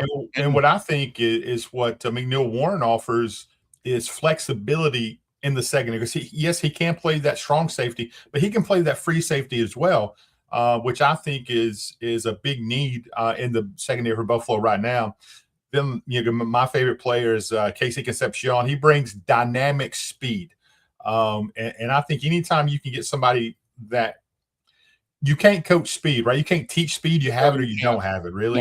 Yeah. And he's special. But then I'm a big linebacker guy as well. So I'm a big fan of Jacob Rodriguez.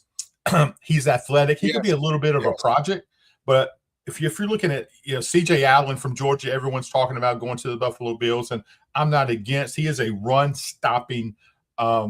He's going to be a green dot helmet guy for somebody. But a guy that I'm really liking is Malachi Lawrence, the edge rusher.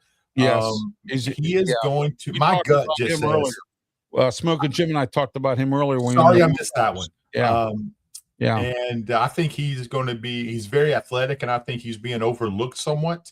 But then I have a whole list of – there's some big-time wide – this is a very deep edge, and it's a very deep wide receiver draft. Have you guys went into we've done the wide receivers. We did the offense. We're done with that.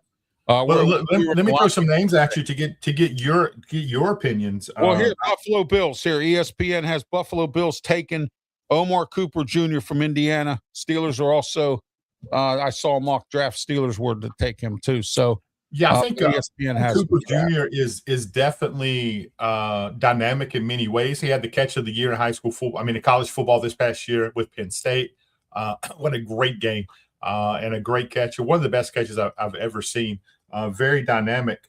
But I'm looking at later round guys down the draft. I think you can sneak in like a Ted Hurst, who is unbelievable. I mean, this kid is sensational. I see a lot of late round gems in this whole draft, Jerry. I agree. In all positions, some great late round drafts. Or if Buffalo needs a kick returner and he could stay healthy, if I'm Buffalo, I look at Desmond Reed from Pitt. Desmond Reed played running back. But his problem with Desmond Reed is he's a small guy that gets hurt a lot, and he was hurt a lot at Pitt. But he can return kicks and punts, and and even run out of the backfield for a screen pass or something. So, well, we need. I'd take a look at that if they can get him. Well, Ralph, we need a good punt returner. We had a all-pro kick returner. Right. Ray Davis from Kentucky. He was an all-pro this year, right, as a kick returner. What is your thoughts? One of my favorite players in the draft, you want to talk defense, is Kevin Falk from Auburn. Very young, very athletic, and I'm seeing him just jump up draft boards. Originally, I thought we could probably snag him in the second round. I think he's going to move into the first round. Oh yeah, absolutely. I believe that to be the case. That could happen. Auburn sometimes turns out some good players. They haven't for a while since Tupperville left, and they had Todd Moskin down there, and now they got I think Helmuth's still there. He might be gone. I'm not sure. Yeah, he's gone. Yeah, I'm actually on the radio side. I'm still the Auburn affiliate. Work with the Auburn affiliate here, so I get a lot of contacts with those guys. Even though I'm a Notre Dame guy. What's Auburn looking like this year? And I know you're a Notre Dame guy. What do you think of them? Notre Dame not participating in their bowl game or whatnot. Actually, I was from a fan standpoint. I wanted to see them play. That's my team. I realized, but when you look at all the people who were going to not play in that game from a player standpoint, and Coach Freeman left it up to the team. The team voted that they did not want to play. Jeremiah Love, Jandavian Price, Malachi Fields, all these guys were not going to participate because they could not risk getting hurt and lowering their stock in the draft. I get that. If it would have been a Marcus Freeman decision, Ralph, I may be upset about it, but it was 100%. The team voted. That's the way the team wanted to do it. But this year, the mindset, this is the most physical Notre Dame team I've seen in a long time. And they're calling it the Leave No Doubt Tour. They're not casting blame on the people who didn't vote them in or the pollers or anything like that. They said, we didn't take care of our business. If we would have did what we were supposed to have done, we would have been in the you can't make me think that they wasn't one of the best 12 teams in college football. But Ralph, you get this. I've watched your show. It's not set up to have the best 12 teams. That's not the way it's set up. It's all politics. We all know that. And I'm not going to go into that, but Yeah, no, that's a different show. I'll be happy to get in that with you. And my adamacy about this NIL and this transfer portal, they need to start structuring some stuff here in the NCAA, Jerry, or this is going to go off the cliff. I mean, it's trickling down to high school football. It's coming out of high school football. This would be my Bridgewater. He got in trouble for doing something for his kids. Taking him out. Yeah, he should not have got in trouble for that. By the way, no, he did. He wasn't. No. Yeah, I'm glad it came out, and now there's a Teddy Bridgewater rule. But here in Alabama, it's not technically allowed. There is no NIL in Alabama high school football. This will be my 26th year doing play-by-play in high school football. It's my passion. I absolutely love it. Wow. And we've seen some great players come through. But I'm telling you, within the next 2 years, NIL is here. It's coming. Yeah. But there's a big misunderstanding, guys, that between NIL and pay for play, it's different. But people just hear NIL and think, oh, well, they're getting paid to play football. It's much deeper than that. And I would love to send some people on your show who know way more about it than me to talk to you about. On here anytime. Reach out to me. I'll have them on. We can have a whole show on that. You know what I mean? It's deep for sure. Yeah, it can be deep. Yeah, I mean, where's the tough questions? Brandon said, Jerry, be careful. Have a cup of coffee ready because Ralph's going to hit you with something. Yeah, I might hit you with some tough questions. We'll see. But right now, everything's working out. I mean, the questions I asked you about Joe Brady and the thought process up there, and I thought that was a pretty tough question. But what's the fans looking at right now? I mean, what is their thoughts on this new coaching staff or a lot of the McDermott fans? What are the fans in Buffalo saying right now? From the fan standpoint, it was, why is Brandon Beane still here? That was the very first thing. Wow. And he's the general manager, right? He's the GM. Yeah. Brandon Beane's the general manager. Yeah. But no, it's an unbelievable amount of excitement. The people that he's brought in, the coaches, everyone's excited about Jim Leonard being the DC, and it's a unbelievable experienced coaching staff, and I think that's where he got it right. I think Joe Brady's like, I understand that I'm young, my first head coaching gig here, so let me surround myself with people that I can pull from their experience, that's been in this situation, that sat in these seats, and also just some very well thought out coaches who have many years at different positions, not just coordinators. Pete Carmichael's his offensive coordinator. Wow. Absolutely right. Oh, Pete Carmichael's been around. That guy. That's what I'm saying, Ralph. Yeah. It's incredible what he's done. Yeah, oh, yeah, absolutely. Bobby April the third. This is Bobby April's son, special teams coach. Coached with the Steelers. He was in the Super Bowl when we played Dallas in '95 and made the call to onside kick. Onside kick, exactly right. Yeah, April the 3rd. And then we got Joe Dana. He's been around, secondary coach. John Fox. Yeah, that was the big key. Bringing John Fox in, I think, was a coup. Who was seen more than Fox? I'm sorry, what was that? I said, who has seen more as a coach than John Fox has? Oh, I can't see anybody in here that would be. I mean, Jermaine Jameson's a good coach. Oh, yeah, defensive line coach, right? Yeah, Pat Meyer, offensive line. That's our offensive line coach. Oh, my.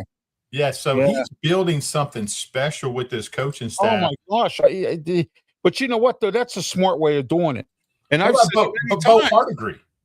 said it many times. If you're a new coach, you got to go out there and get some guys, like you said, they've been there and done it. You know, they've done the game, seen the game, played the game, you know, that kind of thing. You can't just walk in there and think you know everything and not have the right assistants behind you. You got to get some experience in there for a first-year coach. You can't. No, that's exactly right. That's my gosh. That's like doing a radio show and me not calling you for advice. Right? Yeah, there you go. That's it. Smokin' Jim, any more questions for Jerry for anything? Notre Dame, anything? No, sir. All right. He's enjoying the conversation. He does that once in a while. Okay, man. Hey, the Yankees don't come on until 7:40, so I'm free. Nick Lacey, their strength and conditioning coach. I've heard his name around. Yeah, he is a go-getter, man. Yeah, he is a go-getter. Whoa. I mean, I got to give it to Joe Brady. He really put a staff together. Oh, my gosh. Jeez. Pete Carmichael. That name alone is oh, man. You know, a lot of excitement in Buffalo this year. New stadium, new coach. Right. It's going to be great this year. I hope they make the pinnacle of getting to the Super Bowl and winning it this time, you know, and things like that. And you know, but anyway, I got some special questions I wanted to ask you here. You know, now I'm nervous. I wanted to ask you about your journey and who you know. And who I know? Yeah, and your journey. That's what I wanted to ask. Well, who I know, I got no skills. I'm like Red from Shawshank Redemption. I just know everybody. You just know everybody. Yeah, that's kind of my claim to fame is I just know a lot of people you know, when I'm coming up, I had the pleasure of playing with people like Freddie Kitchens. Freddie Kitchens. There's a name. Patrick Nix. He was just fired from North Carolina. He was working under Bill Belichick. Freddie Kitchens just got fired. So he'll get picked up pretty quickly. He will. Carnell Williams. These are all people from my high school. Wow, so Carnell Williams. Area. I remember him. Yeah, we have a great area now. And high school sports in Alabama is pretty special. So I know it is. My roots are here in football as a whole in Alabama is special because, you know, Alabama is one of them states, kind of like Nebraska, Montana, the Dakotas. I'm talking about where college and high school football and little guy football, whatever kind of football it is, they don't care if it's in the mud. That's exactly right. And they'll prefer it that way. Exactly, and that's. Mm-hmm. And those are the ones that have the toughest universities in football too. You know, there's no pro teams here in Alabama, so right. We really you have a UFL team. No, absolutely right, and it's and very successful. Me to be a Notre Dame guy, of course, I was unbelievably excited when Skip Holtz led that to three championships. And now the passing of Lou is devastating. What a legend. You know what? I used to have arguments. I drove a cab for a living for 15 years. I can see that. And thank you. 35 years in customer service, man. You've seen it all. Yes, I have. Absolutely. But when I was driving a cab, I've seen it all too. I had Herb Brooks in my cab, Olympic coach. Yeah. He was coaching with the Penguins. I was the Penguins' personal cab driver. I had Marc-Andre Fleury in my cab.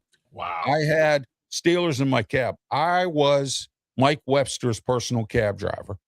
And I got to tell you, it was sad to see Mike Webster go. And I said something to somebody yesterday because I had to go to a doctor's appointment. I don't know if you noticed, I'm in a wheelchair. No, I didn't know that. Yeah, I'm disabled. I'm in a wheelchair. I had to go to a doctor's appointment yesterday. And this woman and I were talking about Will Smith. And she said, I like that movie he was in called Concussion. Sad what happened to Mike Webster. I said, I'll give you the true death of Mike Webster. He did not die like that. Okay. Oh, wow. They did that for the movies. Yeah. Yeah. And Terry Long was the one who unfortunately sucked on antifreeze and killed himself because he had concussion syndromes. That's exactly Mike Webster did not do that. Mike Webster did live in his truck for a little while, but he did not kill himself like that. He ended up in the hospital with a heart attack. So that's what happened with Mike Webster. And I know that because when he died, his son called me on the phone and said, Ralph, my dad died. So, wow. Man. So isn't being a cabbie is almost like being a Catholic priest? I mean, what happens in the cab stays in it. It's like a confessional booth, right? Yeah. No, it's not a handy. I mean, I have some other radio shows. I have the Ralph Williams show, and I usually sometimes I do a cab special where I'll talk about all my cab stories over the 15 years I've been in a cab. Athletes I've had. I had the Star Trek crew in my cab. I'm not going to go into that. This is a sports program, but I had the actual Star Trek crew in my cab. That's incredible. I had what's his name, Schlefkoff. I had the Dorothy. I had her in there, and I had George Takei. So, heck yeah! Hey, let me throw a question to both you and Jim. How high does Jeremiah Love get drafted? What's his Smokin Jim could tell you that one. He's a scout. He's been a scout for over 40 years. He used to be a scout with the Steelers. Go ahead, Jim. Hey, even though my man Mel Kiper said he would never ever draft a running back in the first round, which I thought was crazy. Yeah, I know. That's great. He got Jeremiah Love Mel Kiper, man. He got Jeremiah Love going top 5. So I would say top 5. Yeah. If you look at some of these mock drafts, I think some of them do have him in there, so. I actually have him ranked as he's my number 2 person on my personal big board. Of course, I have Mendoza number 1. I have Jeremiah Love after, watching every snap he's ever played in college ball. Maybe I'm a little biased. That dude is just special. They have him going to Yahoo Sports. Jerry has him going to the New York Giants. I could see that, but his accountant doesn't want him to go to New York for those taxes. We need to get him to New Orleans. Yeah. More tax breaks. Yeah. I had a guy on last week named Ryan Neal from Amped Up Sports. He spoke about the New Orleans Saints, and they're finally out of cap hell. And yes, he said they're finally going to be able to do something. I gave a lot of kudos to Kellen Moore. I thought he had New Orleans was competitive last year. Very competitive. They lost games by 3, 4 points, 7 points. I don't think they even got blown out in any games. And they took some guys to the limit. So I think they're coming around. Kellen Moore's going to get them there. It's just going to take some time. Rome wasn't built in a day, as Brandon would say. Sure. And and I've heard that saying many times, but Brandon really likes it. Rome wasn't built in a day. And he's right. I mean, it's the truth. It takes a while to get going. When Brandon says that, though, he's talking about Rome, Georgia. Rome, Georgia. Yeah, there you go. Yeah, there you go. Rome wasn't built in a day. And also, you also got, things. It takes a while to build something, to build a team. And if you're a first-year coach, sometimes you can get lucky. Okay. And I think Ben Johnson this year, he did good. I thought, Liam Cohen, nobody thought Jacksonville was going to make it to the playoffs. Nobody. And, and for him to do that, for them 2 guys to do that as a first-year coach, That's impressive. And Ben Johnson kind of got lucky too, because I'll tell you why. I watched a couple games where his defense was undisciplined, and Dennis Allen had to get them back in order because there was a couple games they lost because of stupid penalties that the defense was undisciplined, and at the beginning. But then once the season got the rest of the way, Dennis Allen got him in control there. So hey, how about Matt Everfluss getting fired down in Dallas? Man, he can't dodge a break. He was with the Bears for a while, and and he got fired. So I'll be honest, I despise Dallas in every sense of the word. Well, Smokin Jim and I have an active interest in Dallas with George Pickens, because we thought that even though George Pickens was a problem child, I think the Steelers should have gave him his one more year. I agree. And then ship him out if you didn't think he was right. But what they did was they had to eat it, and then they sent him to Dallas, and DK Metcalf didn't have a second receiver to back him up. And is that where you guys go first round? Does Pittsburgh go wide receiver round? I think we're going to have to. If I'm the Steelers, I'd load up on wide receivers, because Mike McCarthy's West Coast offense requires a lot of throwing to the receiver. Well, this is a draft for that. If you're just looking, and there's some there's some discontent among the elite, like the Mel Kipers and those guys, about rating the class. But I think most everyone thinks that Carnell Tate is number one as far as the wide receiver. Malachi Lemon is special. Jordan Tyson, is his health going to allow him to move up the board? But then from Omar Cooper to Denzel Boston, the big kid out of Tennessee, is that Broswell? He's very special. Then if Chris Bell, and from Alabama here, Germany Bernard, and Malachi Fields, Antonio Williams up in Clemson, and Zachariah Branch. They have the Steelers taking Antonio Williams. There's a draft I looked at, USA Today has the Steelers taking Antonio Williams in the second round. Well, I got to see a lot of him from my contacts. The new head coach here at Troy, at Sanford in Birmingham, Alabama. Oh, Sanford! There's a blast from the past. Bruce Arians coached there. Yeah, so he was an analyst at Clemson, and I'm talking about John Gross, who used to be the old head football coach at Jacksonville State University. Then the last several years he's been on the staff at Clemson, and he says Antonio Williams, his routes and his hands is good as anyone he has ever coached or ever been around. If John Gross says that, I believe it. Okay, Draft Buzz, NFL Draft Buzz has Antonio Williams at number 11 of their top 12. Okay. That's the NFL Draft Buzz, and I go by there because usually their stuff's pretty right. They have them going there, and they have Tate at number 3 from Ohio State. So, yeah, they have him at number 3. They have the Jordan Tyson. Jordan Tyson, yeah. Mm-hmm. Yeah, they have him at number 1. And Lemon is at number 2. So, yeah, I can see that. Jordan Tyson is probably the most athletically gifted wide receiver in the class, but he gets hurt so often. It's tough to roll the dice on him. There's a name though that I want to throw out to you guys and write this in Sharpie. I'm that convinced that somewhere in this draft, someone is gonna roll the dice on Malik Benson from Oregon. This kid, and I watched every snap that he played the past 2 years, but he never really doesn't get the credit I think he deserves. He's a bigger kid. He runs in the low 4.4s. Yeah. I think 4.2. Malik Benson, I got him right here. Ran a 4.37 in the 40, 6 feet 189. Yeah, this kid is special, but he's a quiet kid. Doesn't get into trouble. Runs great routes. He's very, I love being able to talk football with guys who know football. So he gets open. Not every separator is just based on speed or quickness. Right. It's setting people up at the top of the stem of his route. He does that as good as anybody that I've ever seen. He's special. He's going to be a day 3 guy. I think it's going to end up being a steal of this draft. And Bryce Lance, a lot of people are focused on him, but I think Ted Hurst, Jacoby Lane are going to also, looking back next year when we're having the same conversation. I'm going to put it in my phone here so I can come back on and talk this. Oh yeah, absolutely. Hey, if you want to come on after the draft, you're welcome to it too. I mean, you're welcome to come on. No, I appreciate the hospitality, man. I don't know that I deserve. Oh, anytime, man. Anytime. Anybody's a friend of Brandon's a friend of mine. So, and always welcome to the show. Smokin' Jim, do you have any final comments? Because we're going to wrap the show up here for Jerry. Go ahead. Yeah, I'm glad he mentioned Ted Hurst. You know, Ted Hurst just a physical specimen, very productive, NFL ready, and somebody's going to get a steal there. I've always been high on Malachi Fields.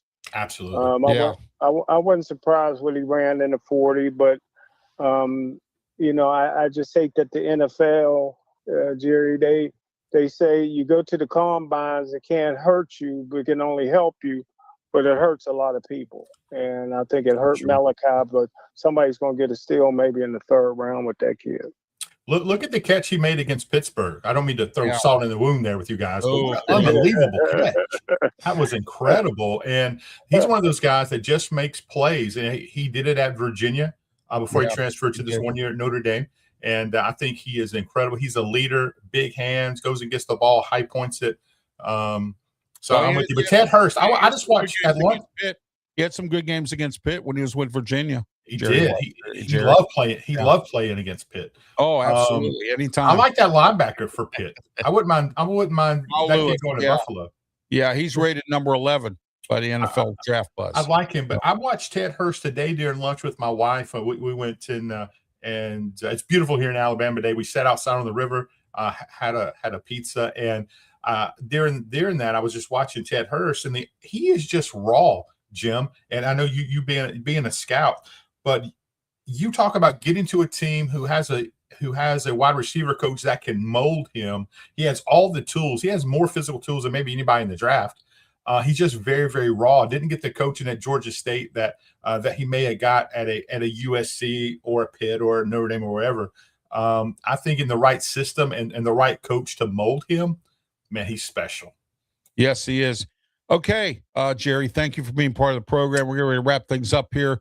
Thanks for the invite, guys.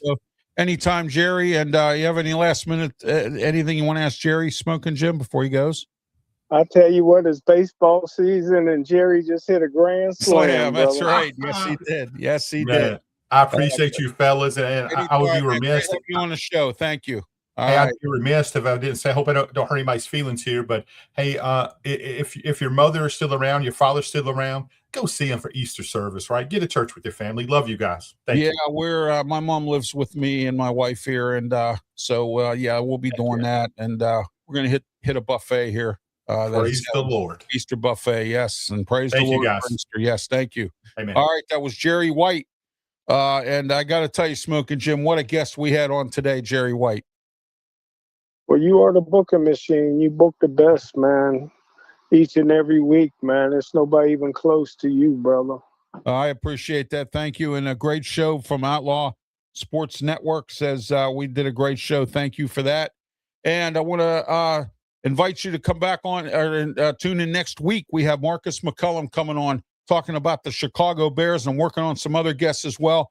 Specialists, folks that cover the team, folks that maybe do play-by-play for the team. I'm looking at getting some great experts on here as well. And please don't forget to tune in to our Wrestle Talk special on April 20th. Mark us on your calendar, April 20th, 7:00 p.m. on right here on the Sports Nuts Network, and also on my pages as well. We're going to have Wrestle Talk special post WrestleMania. We're going to talk both nights, dissect everything, matches, what happened, what should have happened, what could have happened and didn't happen. We will be dissecting all that on the Wrestle Talk special on April 20th, 7:00 p.m. For Smokin' Jim Frazier, I'm Ralph Williams. Until next week, have yourself a great one, and please, by all means, be safe, have a happy and blessed Easter. Thank you.